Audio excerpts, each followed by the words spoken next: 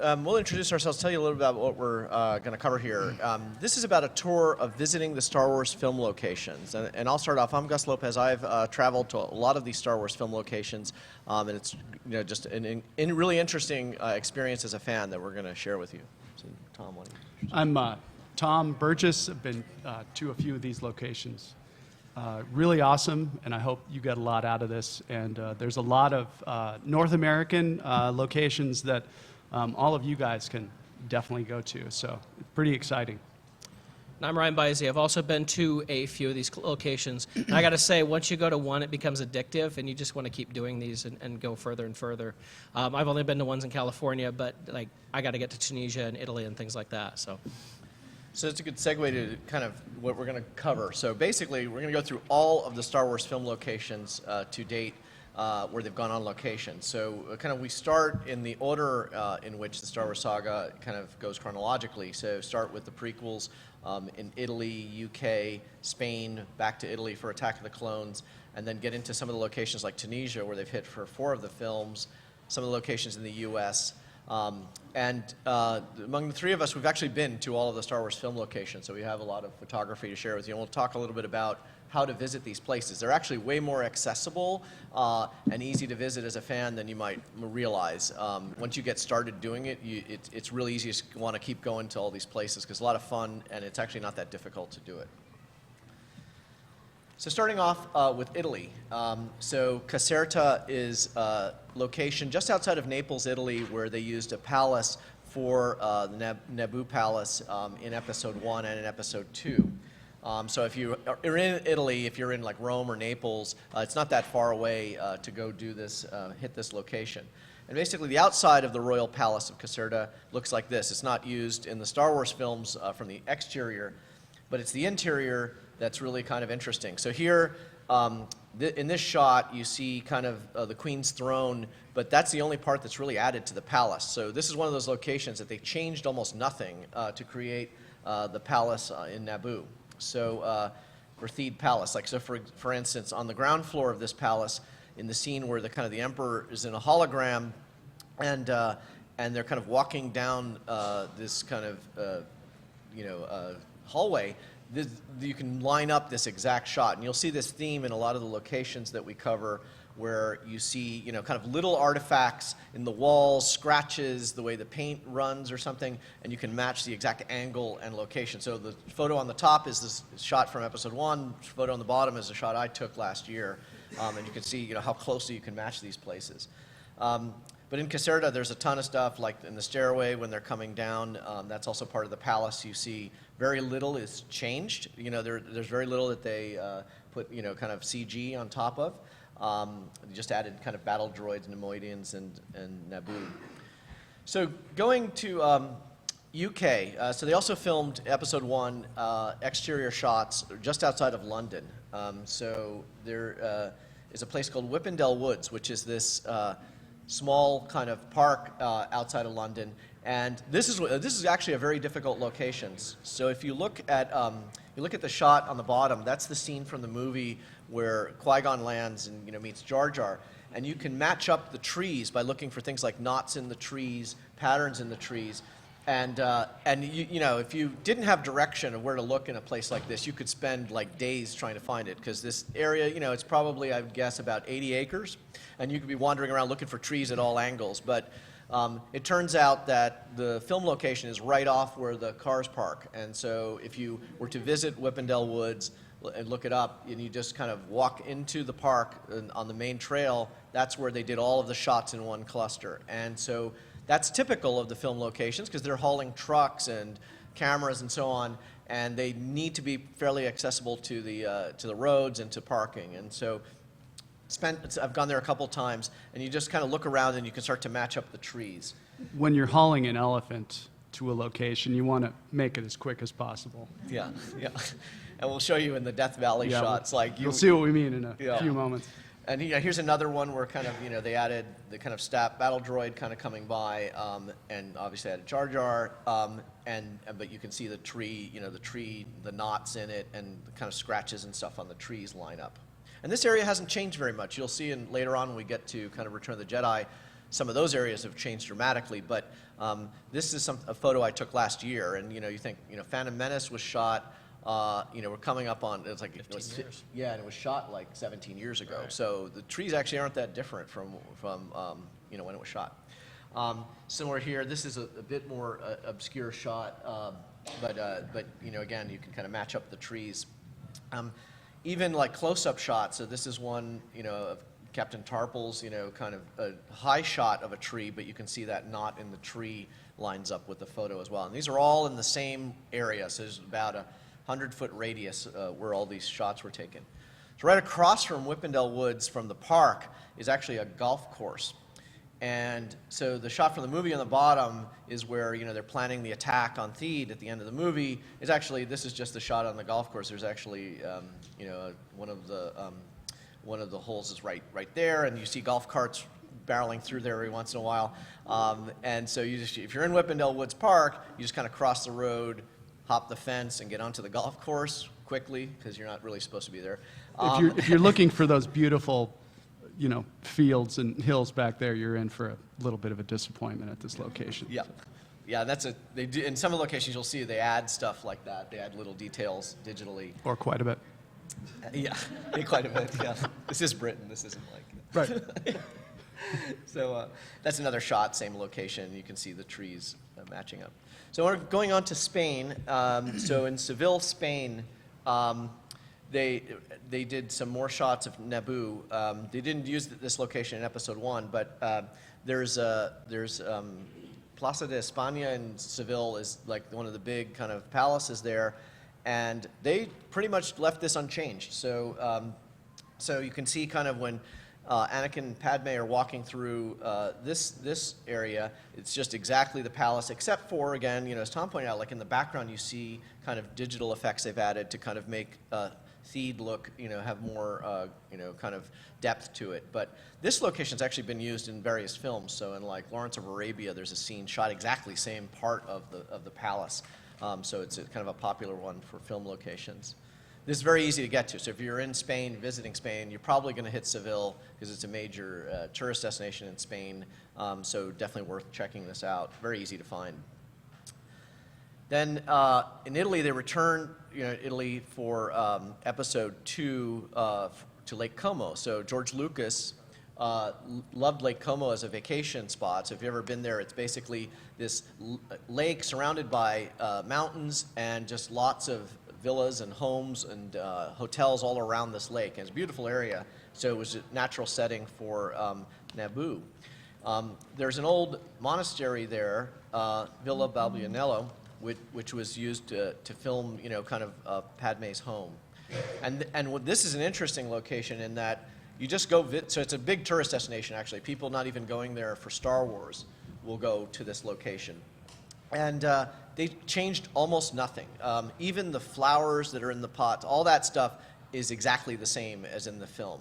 The only thing that's really different is that you see in the background on the hills a bunch of homes in real life, and they, of course, hide all that in the movie, but pretty much everything else is just exactly the same. And this location's actually been used in other films. Before I go there, it's been used in one of the James Bond films, so it's a really beautiful destination. So if you get out to, if you're in Milan in Italy, if you're touring Italy and you're in Milan, this is like an hour or two out of Milan, very easy to get to by bus or train. And you can stay overnight there and check all this out. And we spent some time there getting all the different shots, and it's just one of those perfect matches to on-screen image. So the really big Star Wars destination is Tunisia. So the planet Tatooine was shot in Tunisia in 4 of the 6 Star Wars movies. So extensive amount of stuff in Tunisia. We could talk, do a whole presentation just on the Tunisian locations.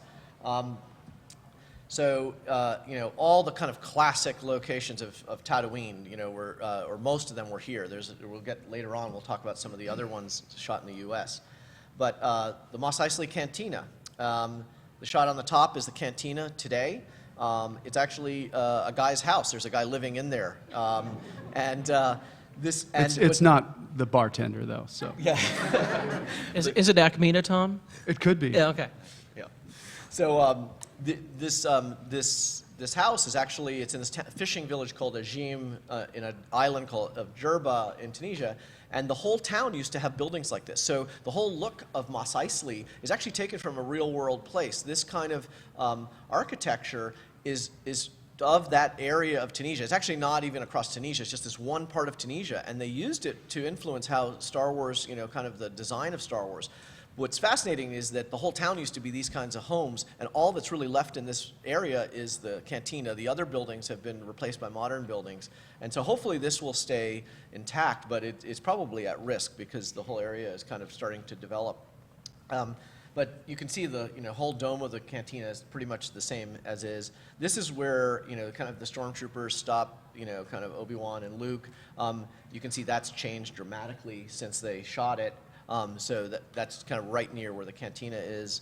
But Obi-Wan's hut pretty much unchanged, other than every once in a while they whitewash it. On screen, it looks like this house that's just sitting out there in the desert. Turns out that it's really just sitting on the Mediterranean. So right over the edge of it, you can see out on the Mediterranean, you see fishing boats. But this one is also near the cantina on a little dirt road, and you just drive up and you see Obi-Wan's house, just as you see it on screen. Kind of ruins the illusion if it was a higher shot, for sure. And then further on from Obi-Wan's house is Tashi Station. So when you see one of the first shot of the land speeder going there's two shots here. One is Mos Eisley, which we'll get to, and then Tashi Station for the scenes with Biggs. So there were these, for many, Star Wars fans are aware of the character Biggs, who was a friend of Luke from the planet Tatooine, and there were scenes shot there for the movie that have never made it onto the film. And so they were shot in this location. So here you see kind of a cut scene with Biggs and Luke talking, and it's right at this Marabou, which is kind of a building. It's kind of, you can think of it like as a chapel or like a small mosque, and that's where they did this this shot. And then one where like Luke and Biggs are walking on the edge of this kind of building. This is the location on the bottom left, and this of course never made it onto screen, but this also is on the Mediterranean. So this is just up the road from Obi-Wan's house. The entrance to Mos Eisley is also shot here. So the same location as Tashi Station from a different angle. They just have this place. So you can see there's trees, there's a truck. There's a lot that has changed since they shot it. But they just took a lot of the natural environments of Tunisia to do Tatooine. Then you get to prequels. They used another location in Tunisia. They use these, so they have these to do the slave quarter in Episode 1. They actually used a real-world location, what they call Zar building, which is a granary. So these things were ancient granaries built hundreds of years ago to store food, for year-round. And they just had such a great kind of Star Wars look to them that when they filmed Episode 1, they just used these things from various locations. So one was Medellin, was this town in the middle of Tunisia, and they just shot right in the middle of town in this old granary. And you can see like a courtyard here. We just match up the scenes. A lot of tourists are kind of barreling through here every day to go just check it out as an ancient site. But we were there with all our Star Wars photos, trying to get all the right angles, and where's Anakin go, and where's Qui-Gon go. But it's just one of the a lot of the classic shots in Episode 1. There's another granary, Zar Hadada, which they did some other scenes of the slave quarter, particularly when they're preparing the pod for the race, shot there. So this is an example of a scene. This is actually a cut scene with Padme walking down the stairs that was shot at Zar Hadada.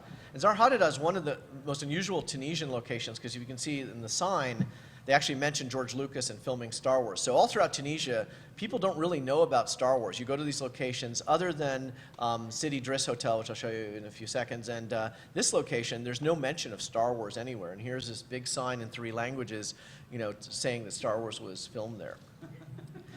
And this is where they were preparing the pod, if you recognize that location. So they just didn't have to change very much just to create that look. So then you get to Matmata, which is a really unusual place in Tunisia where they have underground dwellings. So to kind of get away from the heat, people build homes underground, and so you can just imagine what may have been, what part of Tatooine was shot there. And there's a hotel called City Driss Hotel that is really the location of the Lars homestead interior. So here's kind of a shot from prequels, and the shot on top is the actual location, and you can see that almost nothing is changed to get that look. So all throughout Matmata, there are homes like this, and the City Driss Hotel was the location of the Lars homestead in Episode 4, and then again in Episode 2. Here's a shot from the original Star Wars, and what they've done since they've redecorated for the prequels, some of the decoration they put up for the prequels has actually stayed there, so which is awesome for Star Wars fans because it just keeps the whole Star Wars look there. But this is the where kind of Uncle Owen and Aunt Beru have have the lunch or whatever with Luke, and that location is almost exactly the same. So the ceiling painting, still there. The archway with, the detail there is still there. And what's really cool is this hotel, you can have dinner there. So when you stay overnight at the hotel, you can just have every meal there, which is, they have a bunch of these little cutout dining areas. But, as a Star Wars fan, you're like, no, I want that table. Yeah. And so we always kind of force them, like, no, it's got to be that room. Like, Do they do any kind of a blue milk special or anything when you're there? They should. Yeah, haven't they done that should. yet, Most but definitely. No. But yeah, you can bring your own blue milk. But yeah, so this is a surreal experience as a Star Wars fan, right? Like sitting in the Lars homestead, having a meal in this location, just unbelievable. But actually sleeping in the City Driss Hotel, they're mixed opinions because it's basically more Flintstones experience because these things are like caves dug into the wall, like you're literally on a bed on top of dirt. So there's a really nice hotel right next to City Driss Hotel, a modern hotel. Some people like that better, although I still love staying at the City Driss Hotel. I'd still do that, yeah, for sure. But yeah, here's some detail of the ceiling painting. Ceiling painting's original is actually before Star Wars, and they just kept it because it had a Star Wars look to it. But this stuff here, this decoration stuff they added for the Star Wars movies.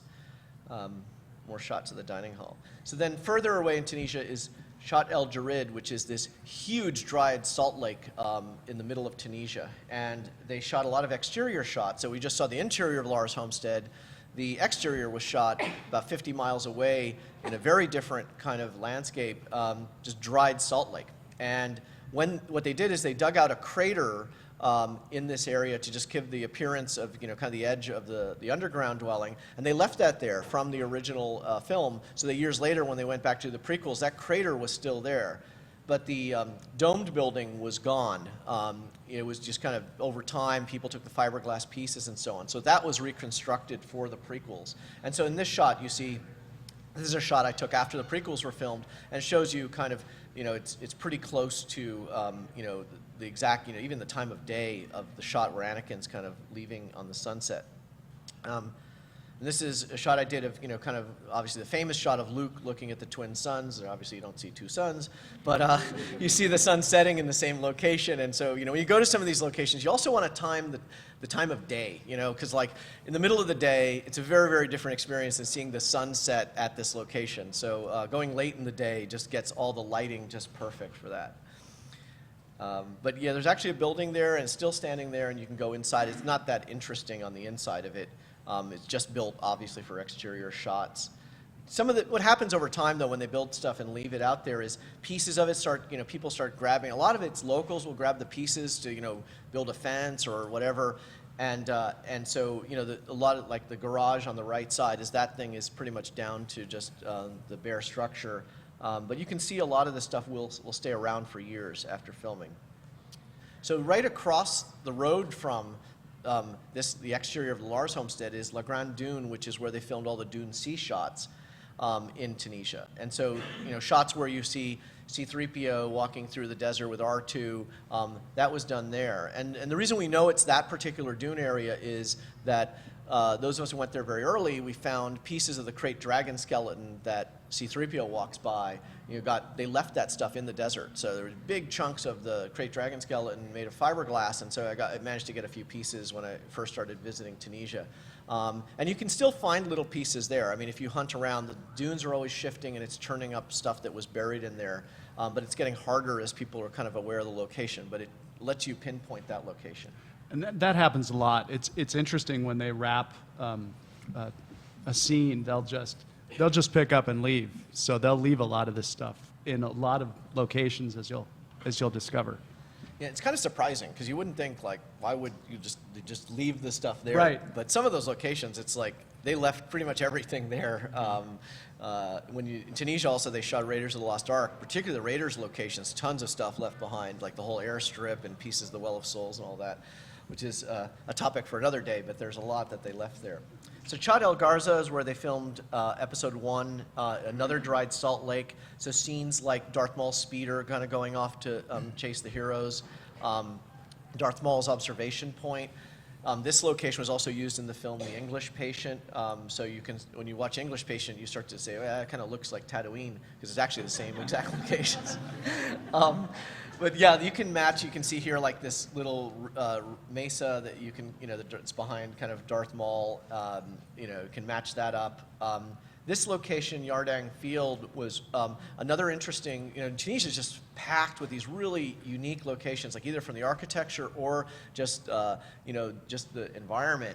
And the erosion causes these little pillars, of sand basically to form. And this is where Darth Maul and Qui-Gon have the lightsaber duel, and where when Qui-Gon's coming back with the supplies and stuff, this is where all that's happening in that strange location. But this location's changed a lot because the erosion here just rapid. Like, I've been to Tunisia 4 times. Each time, like, some of these things will disappear and then new ones will form, and the erosion is swift through that area.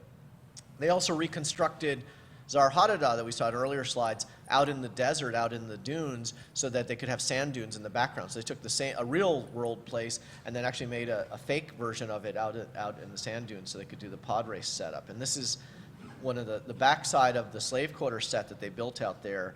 Since that time, huge sand dune went through this and just kind of wiped out the whole set. So now the sand dune has actually made it all the way through it, and it's just ruins of the set are left there, like just tons of plaster and wood and stuff from it.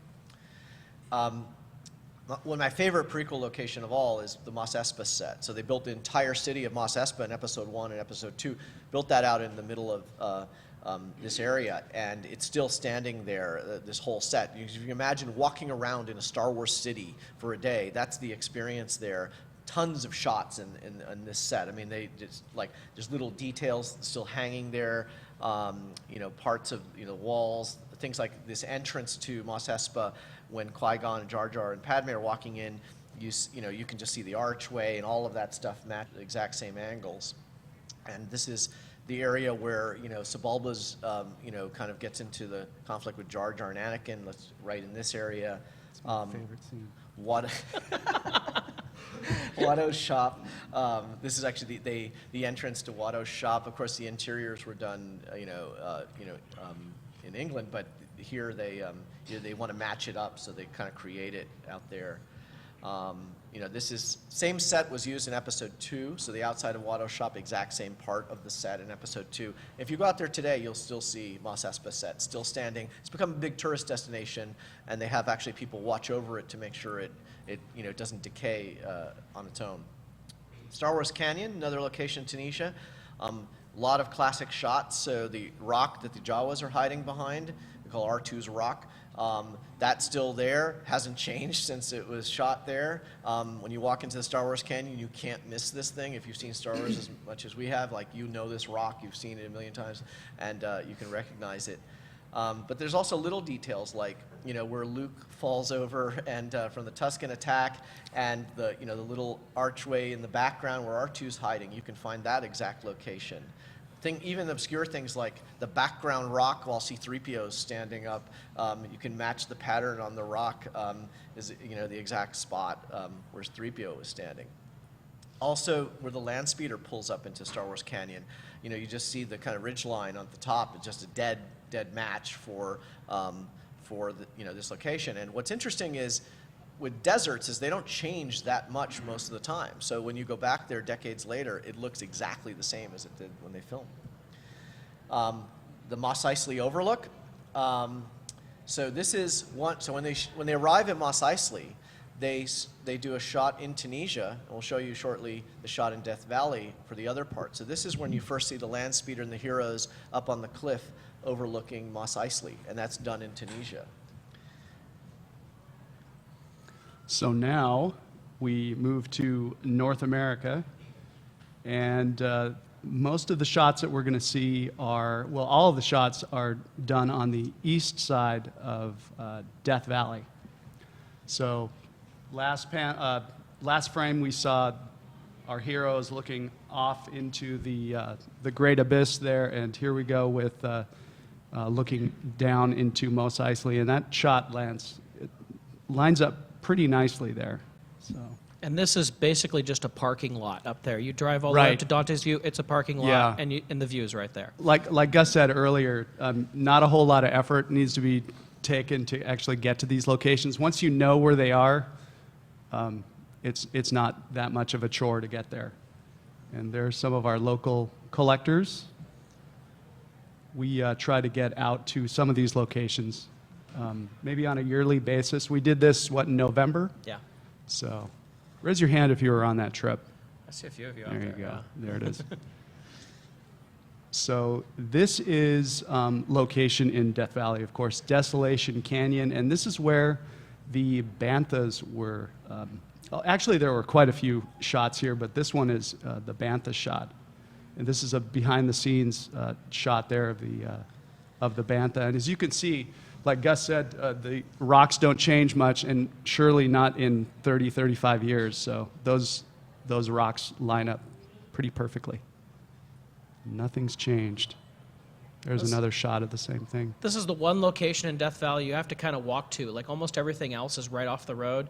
You have to kind of hike up about a mile into this, which is interesting because they have the elephant there. But This was a slight chore. Yeah, I do feel sorry for Margie, the elephant there. They schlepped her up there, and I just pray that it was winter time, because that might have been maybe 70 degrees instead of summer where it gets 120, 130. To put a bantha costume on an elephant in Death Valley is not, when they say no animals were harmed in this film, I don't know when they shot Star Wars. Yeah, for sure. So this is Luke's kind of view from his little hiding spot, and this is actually, this is literally where we were in the shot before, but we had climbed up the canyon, and that's kind of looking down where the previous shot was taken. So this is Stovepipe Wells. This is also kind of north of, this would be, I mean, if you're going to Death Valley, it's 2 hours up to Beatty, Nevada. It's kind of the stopping point, and then going into Death Valley there. This would probably be your first stop, Stovepipe Wells, and this was where R2 kind of heads off into the C-3PO heads to Tunisia, and R2 heads to Death Valley. And even though Death Valley location, it seems like a remote location, it's really an easy one to get to. Yeah. Because basically you can fly into Las Vegas, and as Tom said, it's about 2 hours outside of Vegas. So if you rent a car out of Las Vegas, in 2 hours you can be in a Star Wars universe. And this is at a central junction in Death Valley. Yeah, absolutely. anytime you drive through Death Valley, you basically drive right across this road and you see those mountains right there in the background. Yeah. So the mountains just line up perfectly there, and R2's heading off into his fate with the Jawas, which will It's catch much up too- with him in a little bit here. It's much too rocky over there, isn't it? Right. Yeah. Okay. So Artist Palette, this is also just right off a parking lot, little parking area there. It's funny, all the folks are kind of looking off into these multicolored rocks over on this side, and on the other side of the parking lot, we're gazing into a canyon there, R2's little canyon. And once you walk up to the face of the canyon and look down, there's no mistaking the shot. If you're all familiar with this shot, slightly. So this is at the end of the canyon. So if you were looking down at the canyon and you were down in the canyon looking toward north or south, whichever, They didn't do a whole lot of work with the R2. They carried him down into the canyon. They took a picture of what they wanted, and then they swung the camera over this way and took another shot. So it looks different, but it's literally just a few paces away from each other. And what we typically do is, before going to these locations, you print out a bunch of shots from the film. Screenshots, Just go down yeah. there, screenshots, and you just wander around until you line it up. So it takes a little bit of hunting sometimes, but this area, you just go down, walk down into the canyon. It takes 5 minutes to get down there, and you find these right away because it's just kind of obvious artifacts to look for. One of the interesting things of this, too, is you see a lot of this flat land inside these canyons. That was actually a paved road at one point that's just worn away over time. It's not a natural thing. It was paved in there. You'll see chunks. If you go up into the canyon, you'll see where it's broken away in places. So it made it a little bit easier, I'm sure, for R2 to roll along through there, too. So this is just down the road from where we were previously, Artist Palette. And this is just kind of a little area kind of looking off into the distance there. And that makes for the sandcrawler parking area. And here we go. We're going to kind of transition into Return of the Jedi with 20 Muleton Canyon.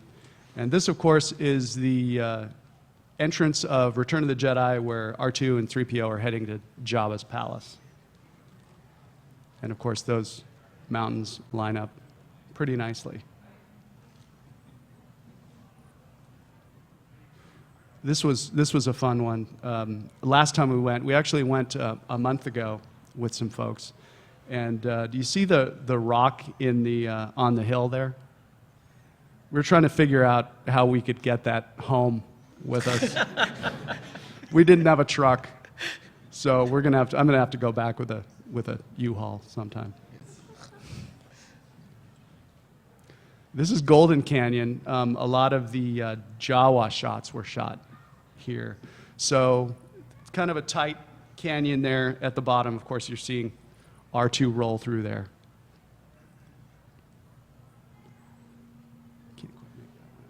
Oh, that's right. This is where also where the Jawas were the Jawas hiding there. No, it's coming up. Golden Canyon again. We had one of our Sarlacc folks, local collecting group. His son was with us, and they had a great costume, Jawa costume. So it was pretty funny. We had this poor kid. We hoisted this poor kid up on the rocks, and we'd ask him to just move over just a little bit more and put your hand over here. And so we tried to line up that shot as best we could. He was a good sport, thank gosh. And actually, it made it a little more fun because other tourists are coming through. You know, they come around the canyon. They're not there to see Star Wars locations. They're just checking out Death Valley. And here are all these people with cameras taking pictures of this little guy in a hood. And they're like, what is this? His dad actually came dressed as a Tusken Raider. And we had pictures of him in the Tusken Canyon as well. And yeah, and we'd start telling people, oh, this is where Star Wars location is. And we'd show them pictures like, oh my gosh, this is so cool. Like everybody would be taking pictures one place. And we're all over like, lined up like our cameras like paparazzi. Yeah, we're taking pictures of right rocks in a and corner, and everybody's walking by going, what the heck is wrong with these idiots? And in this shot, you can't even tell which really is from the movie. It was so... It's that good. It's that good. It's amazing. If you can get somebody to go in costume, it adds a great effect to some of these locations. So above, we've got the actual shot of the Jawa hiding under there, which is ridiculously dangerous, because as you can see in the bottom shot, that rock has actually fallen now in the last 30 years. Hopefully no one was playing Jawa underneath there. And as you can see, our Jawa is kind of sitting in the corner there. So.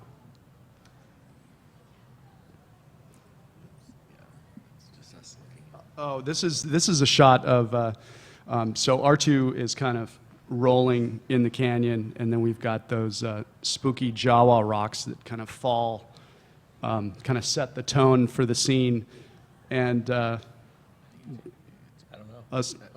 Oh, I don't know. Maybe it doesn't play. There we go. Let's try this.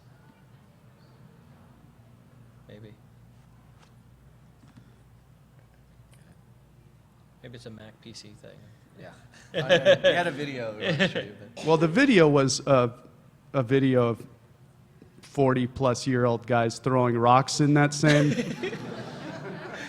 same rock area and giggling like little girls when the rocks would come down and we heard the echoing of the plinky kind of sound effects. And yeah, it's too bad you missed that. Yeah, sorry. It's this bit here. You can find it online, though, on your site. Right. I'll plug my site later. Okay. All right, so next we go to Tikal, Guatemala. This is where they shot the Yavin rebel base. And Tikal is actually a major tourist site in Guatemala, probably the premier tourist site in Guatemala. It's an old Mayan city, massive area in the jungle with temples. And they actually only discovered Tikal about 100 years ago because it was so buried in the jungle. And the larger temples stick out, as you can see here. But the whole place is actually buried temples underneath all this jungle. And you can see in the film, they didn't really change anything. You see the kind of three temples here just kind of sticking out on the horizon. And that's all they needed to do for Yavin is overlay the Millennium Falcon flying over it. So I went to Tikal a couple years ago with a bunch of friends. We were there for a Star Wars convention in Guatemala and then went to Tikal as part of it. There's a bunch of shots, as they kind of cut back to the rebel base where you see like a rebel standing out there. And the guy who played the rebel was Lauren Peterson. So they sent a small crew to just shoot what they call B-roll out there in Tikal. And Lauren was one of the special effects guys at Industrial Light and Magic. And basically, a lot of the shots were really dangerous. They had him in this like plastic garbage can up on like a 15-foot pole. And they drew straws at who would be the guy that had to stand in this thing because it was so dangerous. And Lauren was the only guy that was single, so they said, "Oh well, you're more expendable." And so he went out there to do the shots. He's now this Academy Award-winning special effects guy, but they just had him stand out there as the rebel. So when we went out there, we brought Lauren Peterson with us. That was the first time he was back since then, right? That is the first time. He had not been there since '76 when he shot this. And then he agreed to get in rebel costume, which we were shocked he was willing to do that. So someone had brought a rebel costume to have him do all the shots for us. So this is Lauren Peterson, decades later, looking over the Yavin base, and this is a shot I took with Lauren when we were standing out there. That wasn't premeditated, was it? The whole rebel, carrying the rebel outfit out there? No, that was all spontaneous. Okay. Yeah, sure was, yeah. And anyway, this was the group of us that were out there. We did a group shot this is on the steps. Pretty much all the shots at the rebel base were actually from standing here, looking out across the Tikal ruin. So next we go to Norway, in a location called Finse, where they did the exterior shots for Hoth Rebel Base. And when you think of this location, you think, well, how could you visit this now as a fan, go back? I mean, it's snow. Like, are you going to line up the snow for years later? But there are a lot of things you can look at, like in the mountains and the glacier, that when you go there, you can see that really the Hoth battle location match it up to the film. So this is actually a map from the crew, and it kind of gives you a guideline. Finse itself is a major railway stop, so it's between two major cities in Norway, Oslo and Bergen, right in the middle at the top of the kind of pass. This is where the train stop, big hub, and you basically you go by like cross-country ski or snowmobile, or in the summer hike out to the filming location. And the hotel is called Finse 1222, and that's the altitude in meters of where, how high up it is. This is where the crew stayed, and you can stay overnight there. And these are some behind-the-scenes shots of the crew, kind of staying at the hotel. And this is, a group of fans and snowmobile going out to kind of visit the location. There are, kind of here on the top, you see kind of a shot where the rebels running across a field. And you can see the kind of details in the rocks in the background, because the snow falls kind of the same way on the rocks every year. And you can see the same kind of details line up below. One little side note, so when I was traveling through there, I met up with some Swedish fans who have this little Ugnaught they call Golland, who they have travel all over the world to do shots with this Ugnaught action figure. So I agreed to take Golland with me to Finsa and do, so Golland's holding a big beer mug, and so I have him in the same shot. So the Swedes were very pleased to see that Golland made it to Hoth. But here's another shot of the kind of the battlefield area. So like this, here I'm holding a photo of where Luke sees the falcon kind of leave Hoth, and you can match everything. Like you can see the details in the kind of hillside, the mountains in the background, even when it pans to the left, all of that matches perfectly because the snow falls really in the same place every year if you go the same time of year. If you go too early in the year, there's not enough snow. If you go kind of very late, in the summer, it can melt a bit. So you want days shot in the spring. So if you go anywhere into kind of March to May, you can probably get it very close. But the challenge is you can get blizzards pretty much any time of year, and many fans have run into that when they've gone out there. Here's the Hoth Battle area where they dug the trench kind of in the glacier. One thing that's really interesting when you go out there is you can see how much the glaciers receded since they filmed Empire Strikes Back.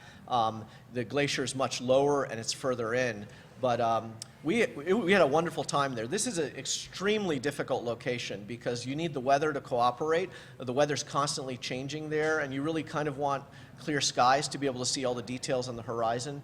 But we found a local guy who was willing to take us by snowmobile all over the place, and he got into it. Like, we're there with a stack of photos from Empire Strikes Back, and he'd be driving snowmobiles over.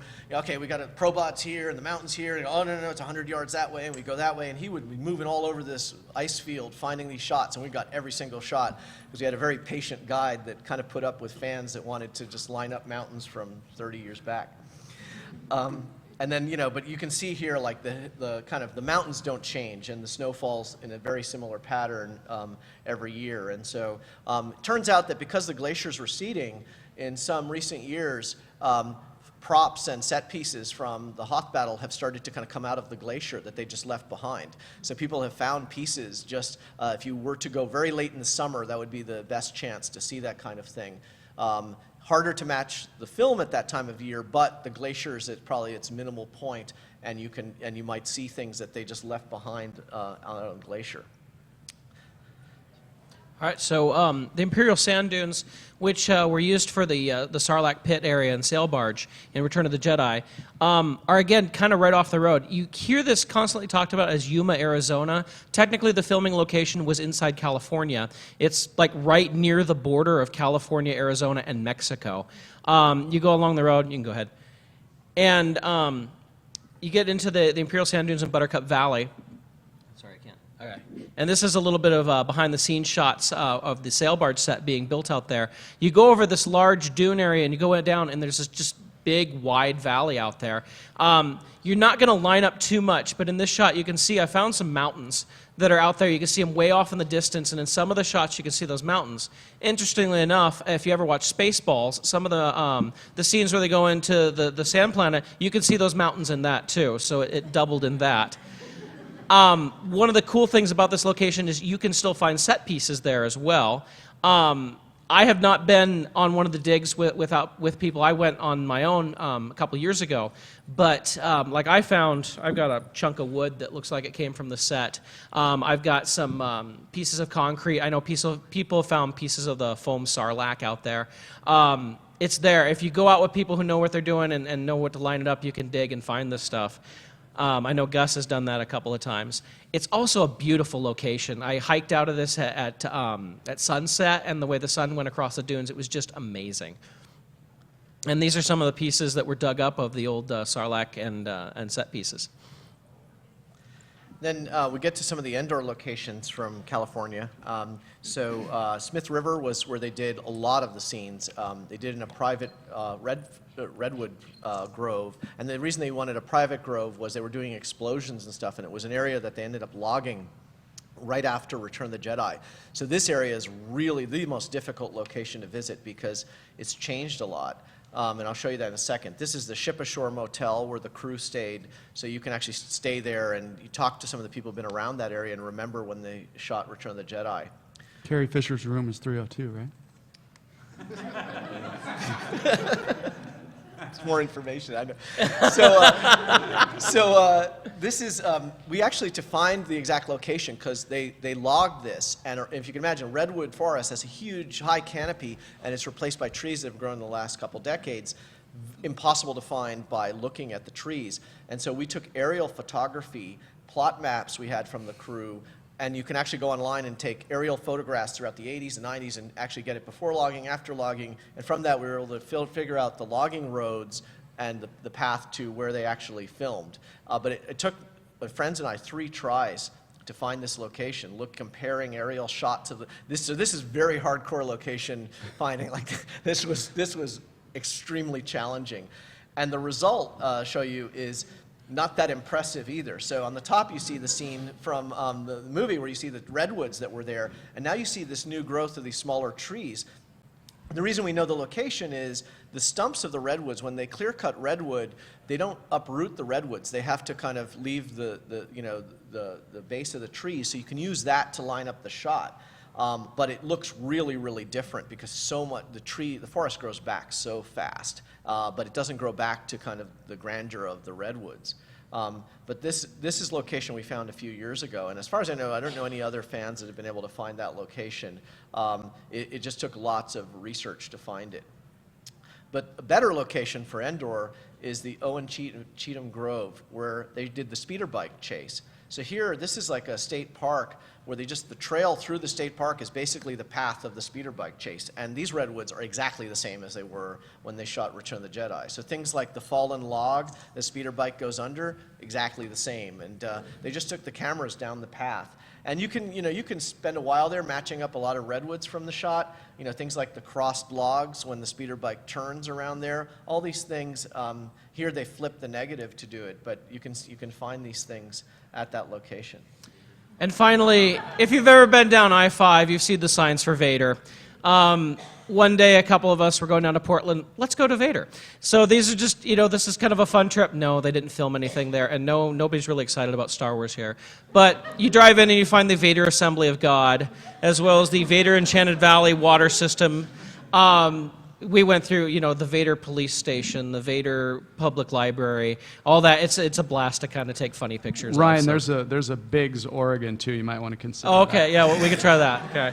So maybe time for a couple questions. We have a microphone up there, so take any questions. Yeah. Yeah.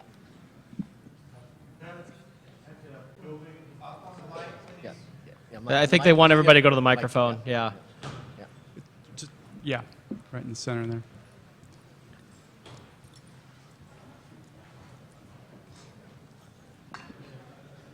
there. That structure in Tunisia that you say is the only one left, and pretty much everything else in that town is modernized. Is that because it was the cantina? Is it a historical site now or something? That's a good question. Yeah, you'd hope so and think so, but it turns out it's just much more coincidence. Like the guy who lives there, he's had Star Wars fans come by, but that isn't the reason it stayed around. It's just a extreme coincidence, and we're actually very lucky that building's standing. But really, many people in Tunisia haven't even seen Star Wars.